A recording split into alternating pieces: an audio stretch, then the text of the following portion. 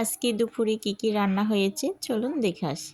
এই যে পাট শাক, মজাদার পাট শাক, বেশি করে পেঁয়াজ কুচি দিয়ে পাট শাক রান্না করা হয়েছে। আর তার সাথে রান্না করা হয়েছে মজাদার আলু ভাজি, ডিম ভেঙে আলুটা ভাজি করা হয়েছে। ভাজিটা কিন্তু অনেকেই পছন্দ করে, বাচ্চাদের আরও বিশেষ করে পছন্দ। এই যে দেখুন অনেক ভালো লাগছে ডিম দিয়ে আলু ভাজিটা। তার সাথে আছে, এটা হলো জাতীয় মাছ, নামে বলা হয় পাঙ্গাস। পাঙ্গাসটা বোনা করা হয়েছে, সেই কালারটা হয়েছে, দেখতে অনেক সুন্দর লাগছে।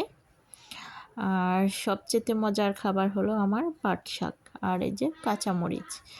পাট শাক আর কাঁচামরিচটা দিয়ে খেয়ে নিচ্ছি, ভাতটা খেতে খুব ভালো লাগবে এখন, সেই হয়েছে। খুব স্বাদ,